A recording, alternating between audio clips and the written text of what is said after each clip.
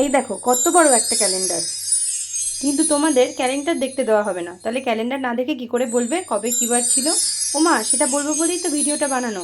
তাড়াতাড়ি দেখে নাও, আর তোমাদের কেমন লাগলো আমাকে অবশ্যই জানাতে ভুলো না। ভালো লাগলে একটা লাইক করে দিও, আর বন্ধুদের সাথে শেয়ার করে আমার পাশে থেকো। আর আরও এরকম ভিডিও দেখতে হলে অবশ্যই আমার চ্যানেলটা সাবস্ক্রাইব করে দাও। চলো তাহলে দেখা যাক।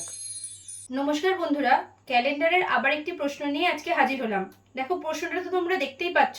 বলা আছে 1 জানুয়ারি 2020 যদি ওয়েনেসডে বা বুধবার হয়, তাহলে 1 জানুয়ারি 2021 কি বার হবে তোমাদেরকে বলতে হবে। তাহলে দেখো, 1 জানুয়ারি 2020 হচ্ছে বুধবার বলে দিয়েছে। তাহলে 2020 একটা লিপিয়ার সাল, আমরা কি করে বুঝবো? এই 2020-কে যদি আমরা 4 দিয়ে ভাগ করি, তাহলে দেখো ভাগ মিলে যাবে। 2020-কে যদি তুমি 4 দিয়ে ভাগ করো, তাহলে মিলে যাবে। 4 5 20, 2 নামালাম যায় না শূন্য, আবার তাহলে শূন্য নামবে, 4 5 20, তাহলে ভাগ মিলে গেল। তার মানে এটা একটা লিপিয়ার বছর। তাহলে লিপিয়ার বছরে কদিনে আমাদের বছর হয়? 366 দিনে। তাহলে 366-কে আমাকে 7 দিয়ে ভাগ করতে হবে। তাহলে যদি ভাগ করি, 5 7 35, 1 16, 7 2 14, তাহলে আমার ভাগশেষ আসছে 2। তাহলে এইটা যেটা ভাগশেষ আছে, এটাই হচ্ছে আমার অডডেসের সংখ্যা। তাহলে অডডেস যদি আমরা পেয়ে যাই 2, তাহলে 1 জানুয়ারি 2021 কি বার হবে?